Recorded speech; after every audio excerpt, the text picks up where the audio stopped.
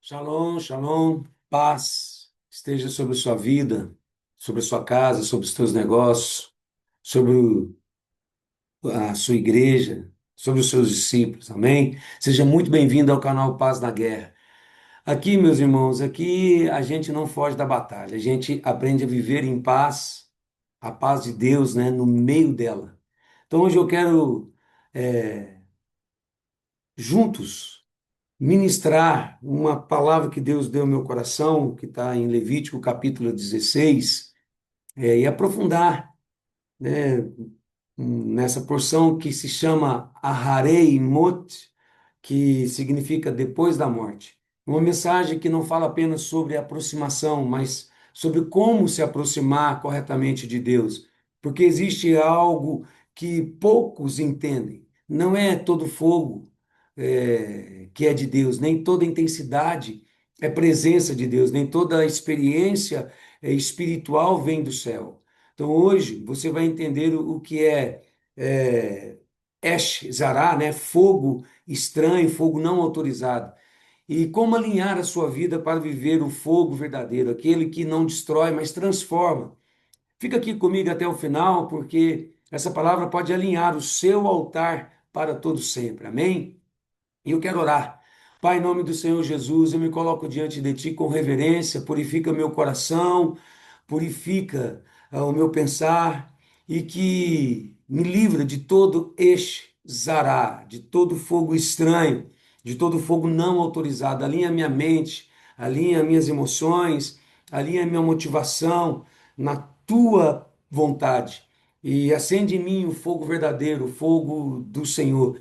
Esh Elohim, o fogo de Deus, puro, santo e alinhado. E que minha vida seja uma oferta agradável diante do Senhor, em nome do Senhor Jesus Cristo. Amém, querido? A porção dessa semana, que todo Israel está lendo, os judeus ortodoxos, os judeus messiânicos, né? É Aharei Mut, depois da morte. Fala do acesso correto e do perigo do fogo estranho. A Paraxá Ahareimot, depois da morte, em livro de Levítico 16, começa com uma cena que carrega um alerta espiritual. Depois da morte dos filhos de Arão, olha só, depois que morreram os dois filhos de Arão, os principais sacerdotes, no momento que ofereceram fogo profano diante das faces de Adonai. Isso aqui não é uma história, isso aqui é um princípio espiritual. Deus está ensinando, a presença dele é acessível, mas não é acessada de qualquer forma. Então, antes de falar de acesso, ele relembra uma morte, porque entrar errado na presença tem consequência. Deixa eu explicar. A presença dele é acessível a todos. Deus quer ser acessado. E ele não está distante. No Templo de Salomão, no Antigo Testamento, e isso era o que acontecia, né? No Antigo Testamento, só o sumo sacerdote que poderia entrar na presença do Senhor. Mas no Novo Testamento, Jesus Cristo quebrou isso. Jesus Cristo, ele dá acesso ao coração do Pai. Todos que são lavados e remidos pelo sangue de Jesus têm acesso ao coração do Pai. E a Epístola aos Hebreus 4,16 diz isso, né? Cheguemos-nos com confiança ao trono da graça. Ou seja, existe acesso real à presença de Deus, mas não é acessada de qualquer forma. Aqui está o equilíbrio que muita gente perde. Acesso não significa ausência de padrão. Os meus filhos não se achegam a mim de qualquer forma. Eu não me achego de qualquer forma na minha liderança. Então, em Levítico 16, Deus estabelece o tempo certo, a forma certa, né? E o preparo certo. Isso revela, Deus é acessível, mas continua sendo santo. Você tem acesso por causa do sangue de Yeshua HaMashiach, por causa do sangue do Cordeiro, mas não é de qualquer forma. Então não é sobre qualquer jeito, é sobre o jeito dele. E dentro do capítulo 16, tem um versículo que salta aos meus olhos, que para mim é o versículo chave aqui, é o versículo 2. diga a Arão que não entre em todo tempo no santo lugar, né? Porque tem um tempo, tem um modo, tem o dia certo, para que ele não morra. Aqui Deus estabelece um padrão, não é sobre vontade, é sobre alinhamento. E alinhamento, para mim, é a palavra-chave aqui, porque Deus quer alinhar o modo dele com a nossa vida, para que possamos nos achegar de forma correta diante do Senhor. É lógico que o que nos leva à presença do Senhor é o sangue do Cordeiro, né? Mas ser santo não significa que podemos nos achegar diante do Senhor de qualquer forma. E, e Nadab e Abiú se chegou diante do Senhor de qualquer forma. E o problema aqui do capítulo 16 de Levítico é o fogo estranho. Levítico 10, Nadab e Abiú, eles se oferecem ali Esh-Zará. Esh-Zará, fogo estranho. No capítulo 10, eles oferecem o fogo estranho e morre. Um fogo não autorizado. Esh, no hebraico, é fogo, zará, é estranho, estrangeiro, fora do padrão, ou seja, um fogo que não veio de Deus. Aqui está o centro dessa palavra. Deus não rejeitou o desejo deles. Deus rejeitou foi a origem, porque a origem daquele fogo não era o próprio Deus, não veio dele. Olha, Nadab e Abiú, eles tinham fogo, mas não veio do altar. Eles tinham intensidade, mas não tinham obediência. E no reino de Deus, origem é mais importante que a aparência. Você ouve uma música que é bonita, que tem uma linha melódica maravilhosa, os instrumentos perfeitos em harmonia, mas qual é a origem daquela canção? Isso é muito importante.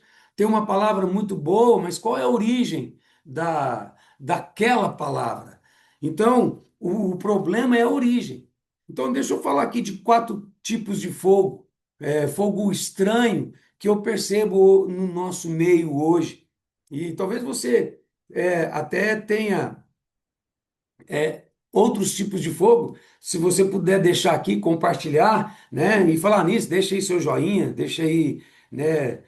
Assim, acende aí, ó, o sininho aí, ó. Clique no sininho aí, tá bom? Porque a intenção aqui é para que isso chegue, né? Estou registrando aquilo que Deus está falando comigo. E eu estou seguindo as porções que os judeus estudam, né? E tem sido algo maravilhoso para mim. E estou falando, vou falar de quatro, achei mais, mas eu quero ser rápido aqui. E você pode escrever aqui outros tipos de fogo estranho, né? Soma aqui, porque eu vou ler, professor, opa, quero anotar isso aqui, né? E ministrar também sobre isso. Mas o primeiro fogo é o fogo da alma que eu percebi aqui. Regesh. Regesh no hebraico é emoção, sentimento. Quando a pessoa vive pelo que sente. Decisões por impulso, dependência de ambiente, emoções, substituindo direção. Eu já vivi assim, já tomei muitas decisões nos meus impulsos, né? Isso gerou sérios problemas na minha vida, na minha família, né? Foram decisões erradas pelo impulso, dependência de ambiente. Às vezes você move por causa do ambiente. É uma forma de Deus falar, mas você tem que mover no espírito. A outra é emoção, substituindo direção. Às vezes você se empolga, às vezes nós vivemos aí na emoção da alma e tomamos decisões erradas. Por isso temos que orar. Então, parece espiritual? Parece, mas não é guiado por Deus, tá bom? O segundo fogo é o fogo da mente. Aqui é muito perigoso. Sehel. Sehel é o intelecto, é a razão. E hoje nós estamos vivendo um mundo muito perigoso, né? Quando tudo nasce da lógica, nasce do planejamento, nasce da estratégia e nasce do controle. Mas nasce do planejamento sem oração. Sabe, hoje, nesse mundo de coach, nesse mundo de terapia, nesse mundo de psicólogos, né? Lógico, não estou generalizando, mas tem psicólogos, tem terapeutas, tem psiquiatras que são muito inteligentes, que montam um ambiente. Tem pessoas muito inteligentes que monta uma situação que parece espiritual, mas não vem de Deus. Tem estratégia correta, tem estratégia bonita, mas não tem a direção de Deus, não tem a palavra de Deus. São pessoas que conseguem controlar e conseguem gerar nas pessoas uma dependência emocional, né? Eu percebo isso. Funciona, funciona, mas não transforma. Pode transformar momentaneamente, mas não gera uma transformação. Então você vê hoje os cultos. Você vê hoje as reuniões são planejadas, tem estratégias, tem controle, mas não é feita na oração, não é feita na direção do Espírito, não é feita na dependência de Deus. Funciona, mas não gera transformação, porque na semana seguinte as pessoas continuam nas mesmas práticas do pecado, né? Então é o fogo do intelecto. Se a pessoa estuda, consegue fazer algo bonito, consegue mexer nas emoções. Eu tenho um discípulo que trabalha com iluminação. Ele diz que faz o que, quando ele estava no mundo, né? Que quando, se ele quisesse gerar qualquer ambiente na festa eletrônica que ele estava fazendo, era só trabalhar as luzes. É só trabalhar a batida da canção. Havia ali todo o controle nesse ambiente. Funciona, mas não transforma, tá ok? O terceiro fogo é o ego. Gavá. Gavá é orgulho, exaltação própria. Quando o centro ainda é o eu. Busca por relacionamento, busca a necessidade de ser visto, a espiritualidade para a autopromoção. Né? Certa vez nós estávamos num culto de adoração, um amigo meu pegou o microfone e começou né, dando abertura no eu. Falei, você não sabe adorar, né? Ele, vocês sim? Falei, não, olha como é que você começou o culto. Eu. Isso é um culto de adoração, você tem que pegar um salmo, você tem que declarar santo, santo, santo, né? Mas isso às vezes é até vício, né? Eu tento me policiar nisso, sabe? Mas é um fogo estranho. Gavá, é orgulho, é exaltação própria, né? Tem reconhecimento, quer o reconhecimento, quer tem a necessidade de ser vista, a espiritualidade para se autopromover, mesmo usando o nome de Jesus Cristo. Pode ser que não seja para ele, tá? Às vezes ali a pessoa está se exaltando. Isso é muito perigoso, isso é um fogo estranho. O quarto fogo que eu percebi nessa porção, que é o fogo do mundo, né?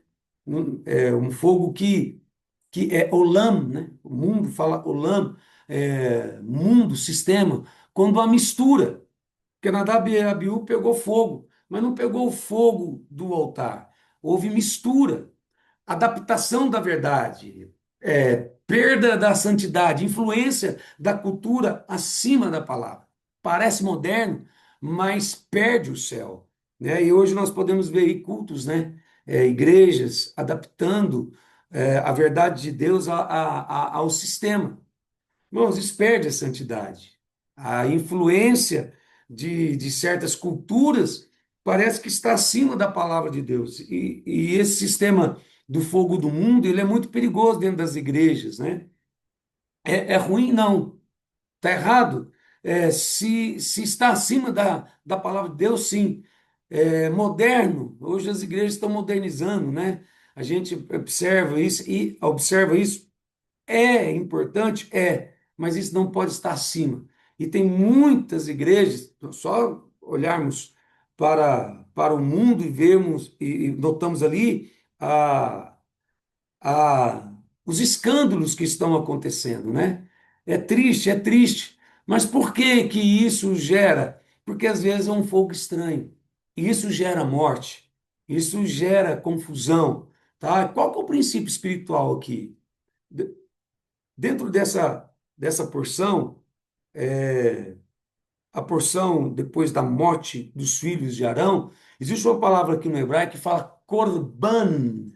Korban é oferta, aquilo que se aproxima. Só pode ser oferecido a Deus esse tipo de oferta. A korban é a oferta que é somente a Deus. é aquilo que vem de Deus. Se não nasceu no altar, não pode ser entregue no altar. Deixa eu explicar isso aqui. Quando você diz, né, só pode ser oferecido a Deus aquilo que vem de Deus, isso significa Deus só aceita aquilo que está alinhado com a própria vontade dele. Deixa eu explicar de forma simples. Deus não precisa do que você cria sozinho. Ele deseja aquilo que nasce nele, passa por você e volta para ele. Corban é essa oferta que a gente vai entregar a ele, primeiro nasce nele, passa por nós e volta para ele. Isso é oferta aceitável. A lógica do altar aqui, se não nasceu no altar, se não nasceu em Deus, não pode ser entregue no altar. Então, o que é o altar, né? Lugar de rendição, lugar de morte do ego, lugar de alinhamento. Então, se nasceu na emoção, não passou pelo altar. Se nasceu no ego, não passou pelo altar. Se nasceu na pressa, não passou pelo altar. Então, logo, não é corban, é aquilo que não é verdadeiro. Não é corban aquilo que não é verdadeiro. Então, nós precisamos entender isso aqui. Deixa eu dar um exemplo claro aqui, ó. Caim e Abel. Ambos trouxeram oferta, né? Vê isso aqui no meu coração agora. Mas Deus aceitou a de Abel e rejeitou a de Caim. Por quê? Não foi o tipo apenas, foi a origem e o coração. É, o coração da oferta que Deus aceitou nasceu nele. E primícias. E isso é importante. Nadab e Abiú ofereceu aquilo que não passou pelo Senhor. Qual que é a conexão com o Novo Testamento aqui sobre isso aqui? Lá em Romanos 12, capítulo 12, versículo 1 diz isso, ó. Apresentem seus corpos como sacrifícios vivos. Aqui está o corban no Novo Testamento. Não é mais um animal, é a sua vida. Não continua aqui continua o mesmo princípio. Precisa ser rendida, precisa ser alinhada e precisa vir de Deus. Então, qual é o erro que muita gente comete dentro desse processo? A pessoa quer oferecer talento, a pessoa quer oferecer esforço, a pessoa quer oferecer serviço, mas não passou pelo altar. Então, não é entrega, é produção. Nadab e Abiú entregou uma produção de fogo. Então, olha que Corban não é dar algo a Deus, é devolver a Deus aquilo que nasceu nele.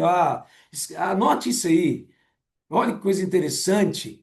Corban não é dar algo a Deus, é devolver a Deus aquilo que nasceu nele.